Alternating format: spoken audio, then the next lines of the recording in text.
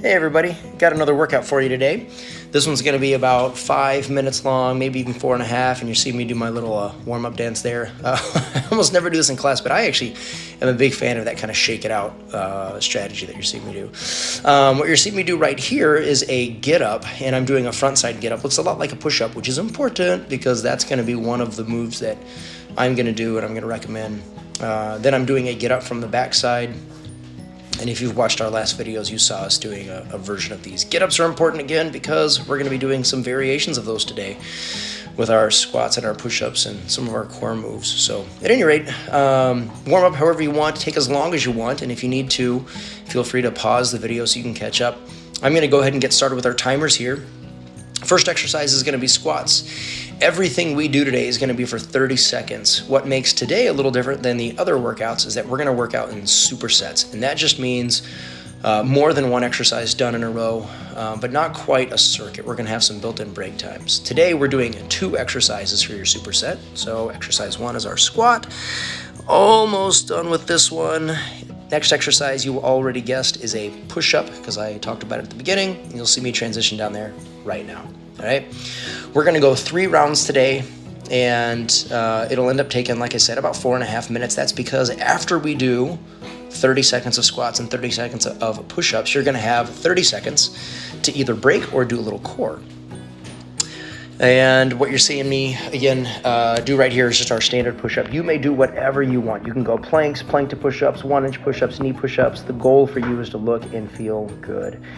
And when you see me take my break here, you see me shake out those wrists. I'm going to do a quick wrist stretch where I put the back of my hands down on the ground and then really gently just kind of rock forward and backward over those.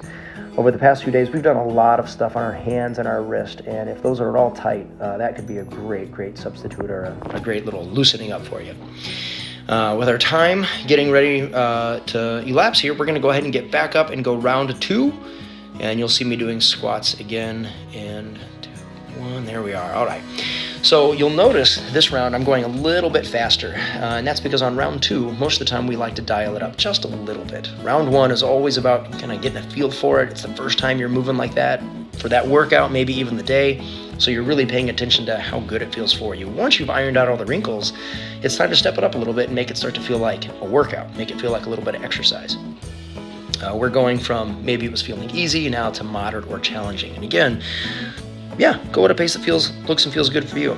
Once that 30 seconds is done, move into push-ups or your version of them. So again, you'll see me go on my toes here. I will fully say that at the end of this one, I was getting tired. My arms were burning. I was this close to having to take a little break. That being said, take breaks whenever you need. Use our 3-breath rule.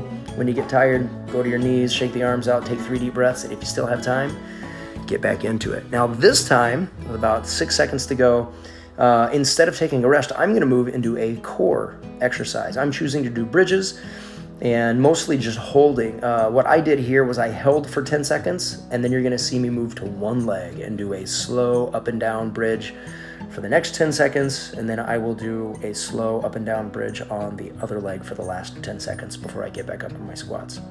Here's where you get a little freedom. Choose whatever core thing you want to do. If you want to follow me and do bridges, that's awesome.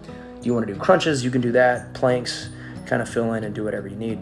And because we did that instead of resting, you hop right back up and go into squats. Now this is round 3, and the idea here, final round, is just to finish well. You figured out your great form, you dialed it up a little bit on round 2, you just kind of keep or maintain what you can, make it look good, make it feel like exercise, you're going to be in your sweet spot. And we've got just a few more seconds left here, and we'll be into our last round of push-ups. 3, 2, 1, go ahead and transition down.